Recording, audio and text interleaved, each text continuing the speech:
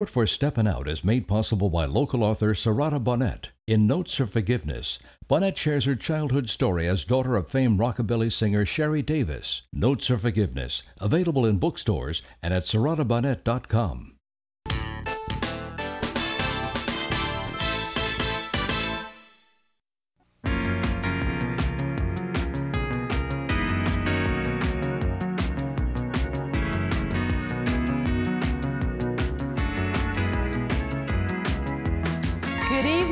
I'm Peggy Scott Laborde, and welcome to Steppin Out, spotlighting the New Orleans area's arts and entertainment scene. Seated at our table tonight, Warren Perrin, editor and contributor to the book Acadie, Then and Now, A People's History. Congratulations, Warren. Thank you. Welcome to our table. Poppy Tooker, host of the WWNO radio program, Louisiana Eats. Hi, Miss Poppy. Hey, Peg. Hey there. And he's back, Jimmy Anslemo, founder of Jimmy's Music Club, and Jimmy is being inducted into the Louisiana Music Hall of Fame. Congratulations, Thank Jimmy. you. Good Thank to see you. And Alan Smason, editor of the online Crescent City Jewish News, who, of course, covers the theater scene for us. But first up, you've got quite the little preview. Oh, gosh, I'm so excited to be able to share this with everybody at home. This Tuesday, probably biggest restaurant news of the year, November 25th, the original Brennan's restaurant on Royal Street will reopen at 10 a.m. Call and make the reservations now. I hear they have 3 reservations at 10 a.m. Ralph Brennan and his partner Terry White spared absolutely no expense in polishing up what is really one of the great crown jewels of New Orleans restaurants and giving everybody in New Orleans something to be so proud of. Wow. Look at these interiors. Now, this is the new bar. It's a big bar, and that's all tropical birds painted on a mirror. That's on a mirror. That's on wow. Now, this is the Rex room, and look at the, do you see the detail on the chairs of the crowns? And the Rex room then opens into the Queen's room, and one is more beautiful than the next. The interiors are so opulent, and Peggy, that's going to be your favorite place. Look and see, there are the Proteus. That's a Proteus parade from the 19th century. Isn't that beautiful? That's in the trellis room. It's gorgeous. Now, of course, Chef Slade Rushing is the new chef, and he worked with Haley Bitterman, who is Ralph's executive chef, to put a really inventive spin on the iconic breakfast at Brennan's. For instance, smoked pompano salad with frisee, soft-boiled egg, and sherry bacon vinaigrette. How about a crispy veal cheek griots with Georgia cheddar grits and eggs over easy? I'll have that. But the classics remain. The filet of beef Stanley with the steak and the bananas. One of the most unusual dishes. Ralph Brennan's personal favorite is Steak Diane, he told me, and that's on the menu. Eggs Hussard, the classic, but with house-made English muffins. They've really upped the game. And Serrano ham. And of course, Bananas Foster, where it was invented. They're taking reservations now for breakfast Tuesday through Sundays, 8 a.m. to 2 p.m. Then December 5th, dinner service will be added. And then on December 16th, the restaurant will be open for breakfast, lunch, and dinner 7 days a week. Do we know what happens yet with Mila? I know that, of course, the chef had been at Mila. Are they going to close down? Well, neither he nor Allison are over there, so I think we're going to be seeing something new over at where Mila was. Now, but in Covington, let's go across the lake to a place called Oxlot 9. What an inventive name. It's called Oxlot 9 because in Covington's early days, it was actually used as an ox lot, used for livestock sales. The chef there, really brilliant. You're going to be hearing a lot about this young man. Jeffrey Hansel and his wife Amy have opened up Oxlot 9 in the newly restored Southern Hotel. And he's serving what he describes as Gulf-inspired Southern fare. And I have to say, it is pretty inspired.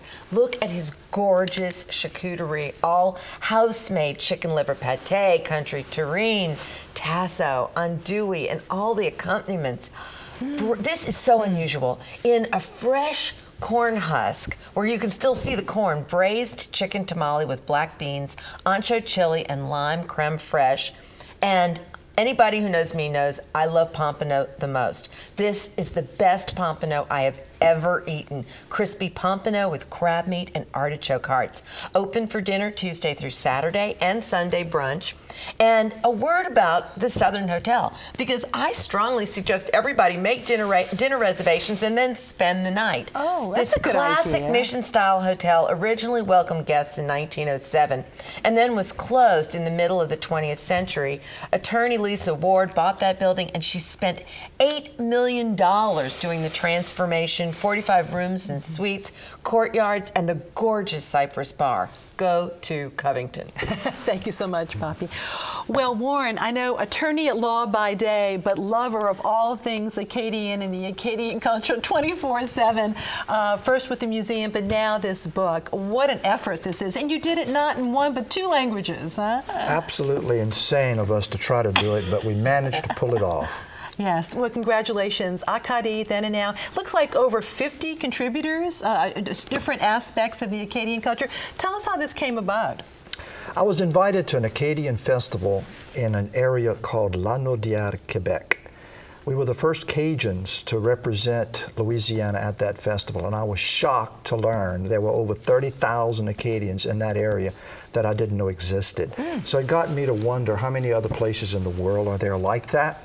And so after a 3-year period of research, we contacted 55 of the historians from 4 different countries, and we asked for their contributions. We wanted them to tell their histories from their perspectives, and we put it all together as editors. Now, you have a lot of really good graphics in here. I know we have some maps. One of the things that surprised me, though, is after we call it the Grand Arrangement, and the moving from Canada to the New Orleans area. It's a little hard to tell here, but all those lines indicate that they didn't just immediately come down to New Orleans. We're talking about many displaced folks going to England, but also to the Caribbean. Absolutely. Surprise. The British engaged in the first act of ethnic cleansing, and they attempted to bring the Acadians to the British colonies and dropping them all along as far as Savannah, Georgia. It was only after the French and Indian War was over that they were then allowed to go in different places in the world. And that map represents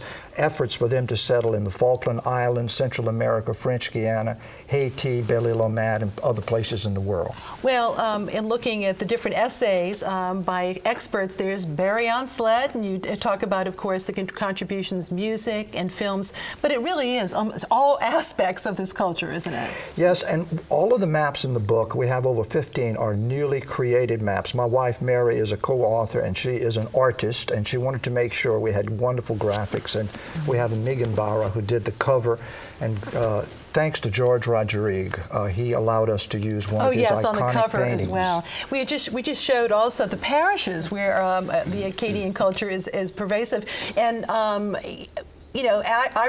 my husband's parents are not technically Cajun, but they grew up in Avoyelles Parish, okay, so certainly in the Acadian culture. And when they were growing up, when they went to school, they were told they could not speak French. It seems so hard to even believe that now, but it's true, wasn't it? Yeah, it was an attempt to become Americanized, and for 55 years it was not only against the law to speak French in school, but public buildings. And I recall also as a child, my mama telling us before we went out shopping, whisper, don't talk loud in French because you're going to be violating the law. And of course, Codeville changed all of that in 1968. Yes. Influenced by the civil rights movement. And this is an organization, of course, celebrating the heritage and trying to initiate the teaching of French in the schools, isn't it? It's more than an organization. It's a state agency.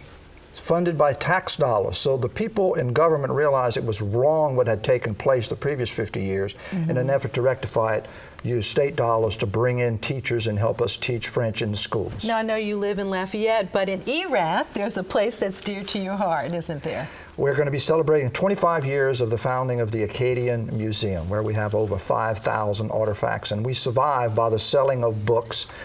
We've written 8 different books, and this is the 8th, and we're very proud that we keep it free and open to the public. And that website? AcadianMuseum.com. Okay, and then the book, can we get the copy of the book? Absolutely. It's available on the internet, from the website. It's going to be available in most bookstores in New Orleans very shortly, and Amazon has it. Local bookstores, of course. Yes. Go to local bookstores first. Okay, very good. What was your favorite part of doing this? I know you have some sort of personal memories too of some of your activities, but. I think one of the most gratifying things was to learn that there are 22 Acadian museums in the world, and we asked each author to designate which museum would receive the profits from the book, because we're going to prorate it. And that's how we learned of over 22 museums in 4 different countries, even England. We have a writer from London, England. Now, did you try to sue the Queen of England? I think I'm a little confused. Tell me what happened there. Yeah, we gave her a chance to say she was sorry. That was a 13-year effort. We filed a petition. We knew that what had taken place by the deportation was against British law. And after negotiating with her attorneys in 2003, she signed the Royal Proclamation. So you received a piece of paper that indicated That's correct. And there's a reproduction of the Royal Proclamation in the book. And she went a step further.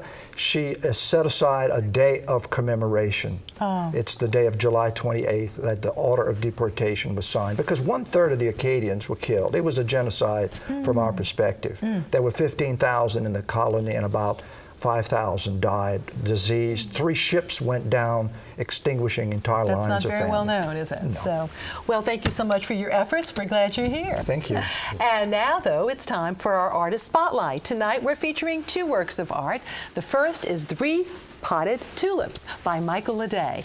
A New Orleans native, Laday combines different styles and textures to paint in the modernist style, having been influenced mostly by Matisse and Hockney. He is holding an open studio sale at his studio in Hammond. That's tomorrow and Sunday from 10 a.m. to 5 p.m. The sale will include paintings, drawings, and collages spanning his long career. MichaelLadayArt.com for more information, or you can email him at laday7720@bellsouth.net for more information on that. And the second artwork is 3 Chairs. Isn't that beautiful? By pastel artist Sandra Burchell. Originally from Philadelphia, Burchell studied under Ozaklas Ozols at the New Orleans Academy of Fine Arts in the 80s. Her current exhibit, Transcendence, is on view now and through November 29th at Carol Robinson Gallery. Visit carolrobinsongallery.com to see more of her work. And now you can also visit WYES.org for our online calendar to see our upcoming lineup of events, and you can see us online to see on demand our program at WYES.org. But let's move over to Jimmy. What an honor. Many people remember Jimmy's Music Club Uptown, and now it's called The Willow. Correct. But you ran that as a labor of love. Hopefully you made some money along the way, but there's so many people who have great memories of Jimmy's. Yeah, it was a great life I had in the nightclub business. I got to see all the people that I wanted to have in my club, and of course it really helped to have bands like the Cole, the Neville Brothers, the Radiators, Little Queenie and the Percolators, and you know, I just came along at the right time, and it was a great area of the city, and a nice old funky building from 1919. And I've had a great career in the nightclub business. Well, you've got some special friends who are going to be performing for you this week. I sure will. This coming Tuesday night at the Generations Hall. I've got Bag of Donuts and the Bucktown All-Star Horns, who will be backing up Dr. John and Deacon John. Wow. And about 6 or 7 other famous New Orleans musicians. That starts at 7 o'clock. The admission's only $10. Just walk up to the door and pay $10 to come in.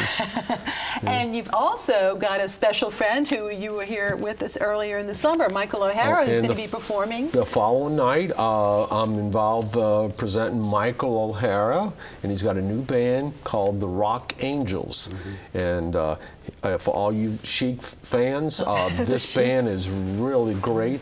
Michael wrote all the material, and he's been coming to town about every other month rehearsing with this new band, and I've seen them, and they're fantastic. So he will not let anybody down with this new band, the Rock Angels. Well, Jimmy, tell me how, you know, the music scene in terms of the business of doing business. Okay, how has that changed over the years?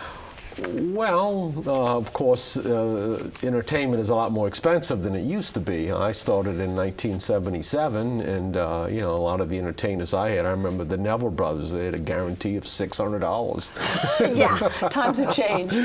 Well, the meter is $600. A Little Queenie was only $500, but like everything else, everything goes up in life, you know, so it's the same with the entertainment business. Now today, the building where Jimmy's was is called the Willow. Correct. And tell us about that.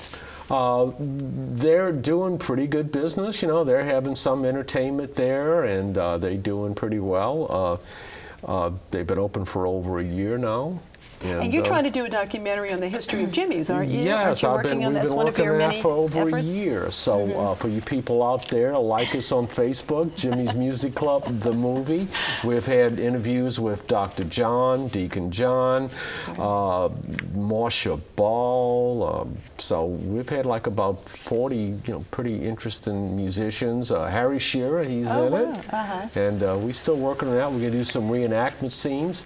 My director's name is David Treadway, DDT Studios, and the reenactment scenes will be some of the humor. You know, I think it's funny now, but it wasn't so funny when I was trying to do it.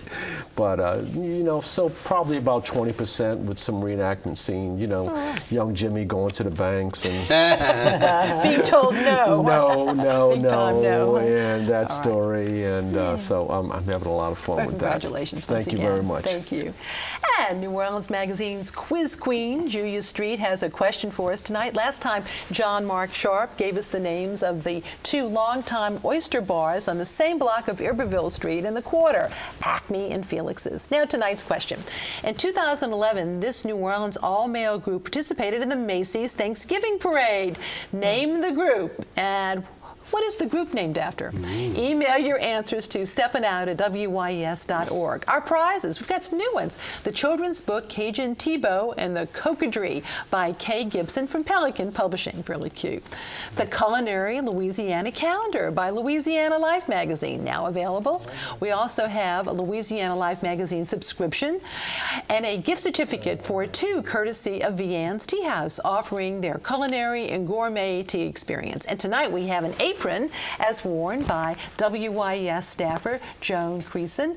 Also holding a couple of dish towels for Thanksgiving. The message, talking turkey, and I gobble from our friends at wearablevegetables.com. And now, though, time for Mr. Allen. Well, we start off with a little bit of a sad note, noting the passing of stage and screen director Mike Nichols. He was an EGOT, that's an Emmy, Grammy, Oscar, and Tony winner. He won 9 Tony Awards on Broadway as director and producer. He produced Annie. And I'll mention also that he started his Tony career with Barefoot in the Park back in the 60s, and his last Tony was only a couple of years ago for Death of a Salesman. Locals, however, will remember him for some very unusual commercials he did for Jack's Beer, along with his partner Elaine May. I think we're going to check those out now, Let's aren't we? take a look. We've got some. Bartender, you need a glass of Jack's Beer. The beer with the real beer taste. Never heavy, never harsh. It's premium brewed from 100% natural ingredients. Yes, ma'am. Coming right up. Bartender. Yes, ma'am. Bartender, are you making fun of me? No, ma'am, I wouldn't do that. I wouldn't make fun of you. Then why are you talking that way? I talk this way. I wouldn't make fun of you. Really? Here's your glass of Jack's Beer with that real beer taste. Sir? I wonder if I could have a glass of Jack's Beer, the mellow, bright, clear, light beer? Yes, ma'am. Coming right up. Here it is, a glass of Jack's Beer with Jack's real beer taste. Bartender. Yes, ma'am. Bartender, I thought you said you weren't making fun of me. You were too making fun of me. I was not. I was not making fun of you. I was making fun of her. Waitress, I'd like 2 glasses of Jack's real beer, please, with a real beer taste for myself and my dog, Louis. Your dog, Louis? Yes, he loves that Jack's real beer taste. You see, he knows Jack's is premium brewed from 100% natural ingredients. Oh, yeah, and I suppose he's a talking dog. Yes, as a matter of fact, he is. Oh, come off it, would you? Louis, listen to me, Louis. What's on top of a house? You see, waitress, now, just get the Jack's. Wait a minute. Oh, you're skeptical. Just a minute, please. Louis, when I'm playing golf too hard and I hit the ball too hard, where does it go? Now, how about that Jack Spear lady? All right, just a second. Let me ask him a question. Sure. Go Okay? ahead, of course. Say, Louis, who is the only president of the United States of America to hold office for 3 consecutive terms?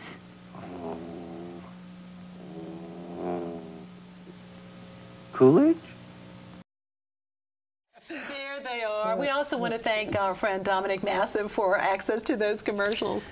Really special Well, you know, person. Elaine May and Mike Nichols actually started back in the 50s, and they actually got a Grammy Award for an evening with Mike Nichols and Elaine May. That started him off on his Grammy Award, and again, he won his Oscar for The Graduate with Dustin Hoffman. Everybody remembers that. But again, a tremendous writer and a tremendous director. Many people are still marveling over the shot he did in Primary Colors that you may remember of the camera going into the car. Anyway, long and short, he was just a great director, a director's director, if you will, and we will miss him. Again, he was 83 and passed away of cardiac arrest. Let's go on to something that seems like somebody will get cardiac arrest. This is the play at Rivertown Theaters for the Performing Arts. It's called One Man, Two Governors, and it's based, of course, on the Carlo Goldini, a servant to two masters, basically. A man that you're going to have to take a look at is Chris Maroy, who is the title character. He plays what might be called a Cockney comedy. It's directed by Ricky Graham, and it is absolutely hysterical. He's surrounded by a cast of character actors, including Gary Rucker, Shelley Rucker, Lara Grice, Michael Sullivan, Jim Wright, P.J. McEnany, and Leon Faust. They're all hysterical. The fourth wall is absolutely broken many, many times in the course of the afternoon or evening as you see it. The characters still maintained. However, Maroy takes the opportunity to bring everybody into his own character and explain his, if you will, raison d'etre is the fact that he is hungry. At the first act, he's very hungry for food, and of course in the second act we find out he's hungry for love. So we'll find out a little bit more about that if you get it. It's the last weekend. That's One Man, Two Governors, and again a big Tony winner from Broadway that is now here for the first time, a regional premiere. Also, now, I cannot deny, I have been out festing all through the last several days. Those of you who have not been to the Fringe Festival, this is your last opportunity. It's going to be on, of course, through the weekend. The Fringe Festival gives you an opportunity to see performance artists of all types. I have had a chance to see several. The first one I wanted to talk about is The Other Mozart. This is written and performed by Sylvia Milo, but she's not the only performer. There's also another performer, Sarah Fellini. They alternate performances, but it's the story of Mozart's sister, the very talented sister who would have been probably as famous as Mozart were it not for the fact that she was born a woman. Again, this is playing in a very small space. I have to say it's at 3405 Royal Street. Get there early. It is line of sight. If you're small like me, you're not going to be able to see as much of this, but to see that dress that she wears is absolutely spectacular. You'll know what I'm talking about when you get there. Also, a roller rink temptation. I finally got to see that. This is sort of an angst-filled teenage drama comedy, really more a comedy, about young girls who are searching out other girls at a roller rink, and they are on roller skates. It is sort of an interesting new work that has been done by a brand new playwright, if you will, and she wrote this in Pennsylvania, as I recall, Catherine Weingarten. Very interesting performances there by all 7 people. There's a guy there for comic relief as well as our narrator. And then, of course, Does Anyone Still Wear a Hat? An homage to Elaine Stritch. This is Harry Marone on piano with his other 2 compadres there, Nicole Gruten and Kim Linger. And again, this was about 7 different songs that they did of La Stritch. You'll see it at Mags 940. One of the cautions I would tell you is that if you are against smoking, it is a bar, it will be smoky, so be careful about that. And also, one of my favorites that I've seen, Uncouth. This is Wendy Winaz. She has clown face, and she has not only the white face of a clown, but also rhinestone appliques. She does acrobatics, she does slapstick, she does dance. Very touching, very funny. I would mention the fact that it is one of the most compelling works I've seen, and it's interesting because part of it has the Jewish mother telling her that she'll never be famous famous. She's never going to make it in this business. And it's voiceovers that come in. Very well done. Very extremely well done. And I was just going to add that Claudia Baumgarten, directed by Diana Shortez, who was on our show a few weeks ago, is doing a one-woman show on the life and times of Dorothy Parker. Yes. Wit and Wrath. And for all information about locations of all this, they should go to the Fringe website. The Fringe correct? website. And of course, big news that came out from the Fringe Fest today was the city's restraining order against the Marigny Opera House was lifted. The Marigny Opera House prevailed and the Fringe Festival prevailed. So all the performances that were supposed to be at the Fringe Festival at the Marigny Opera House will take place as scheduled. And they, of course, now will charge you. So they were giving you free performances while they were going to alternative locations. But, you know, it's not only much of a charge. It's $3 for the button, $8 per performance. And if you buy a six pass, it's like $40. It's really a deal, you know. It's a deal. It's a deal. But now it's time for our picks of the week. Jimmy.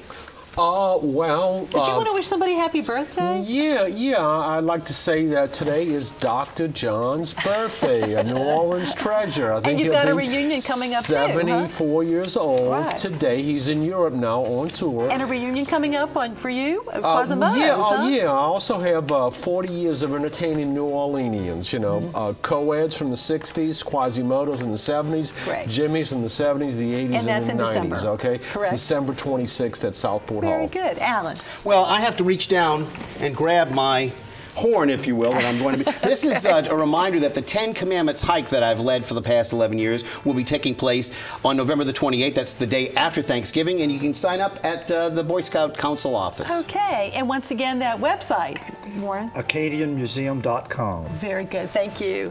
Dickie Brennan is giving thanks this Tuesday by donating 25% of the proceeds from each of his restaurants to different charities. The Palace Cafe designated the No AIDS Task Force, and of course, don't forget Poor Boy Fest on Sunday. I'll be there. Johnny's Sketching the Dirty Notes, 1:30. So much fun. Thank you. And now my picks are new documentary, and that is New Orleans Fairgrounds Memories. Will air tomorrow at 10 a.m. and 7 p.m. right here on Channel 12. And don't miss the Exchange Shop's Arts Market. That's tomorrow from 10 a.m. to 3 p.m. at the Herman Grimma House in the Quarter, right there on St. Louis Street in the Quarter itself. And on Sunday at 10:30 a.m., St. Catherine's Hat Day. They have a parade, and it'll take place starting on Pleasant Street and St. Charles Avenue. Go to hatnola.com to see the route or to donate to help keep it going. Also Sunday at 3 p.m., Sarah Jane McMahon will present a sacred music concert at St. Philip Neri. We love Sarah Jane. That's in Metairie. And the Fairgrounds opens this weekend. It actually opens Friday night.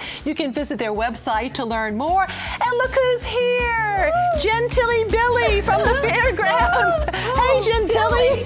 Thank you all for watching. Your main squeeze. Gentilly! Yay! You can shake our hand. Can we shake our hands? You like our music too, huh? Look at him dancing. All right. I think he likes that Steppin Out song. Woo! Is he twerking? Go right ahead. Hey, Gentilly. We love it. We love it. Thank you. You were so funny.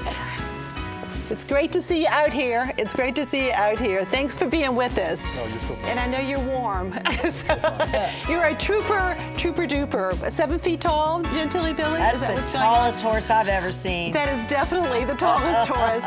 And on 2 hoofs or 4 hoofs, I don't know. Right, something. How does that work? All right.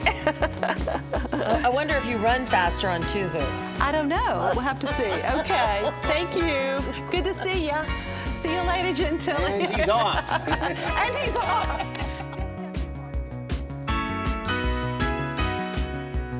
Support for Steppin Out is made possible by local author Sarada Bonnet. In Notes for Forgiveness, Bonnet shares her childhood story as daughter of famed rockabilly singer Sherry Davis. Notes for Forgiveness, available in bookstores and at saradabonnet.com.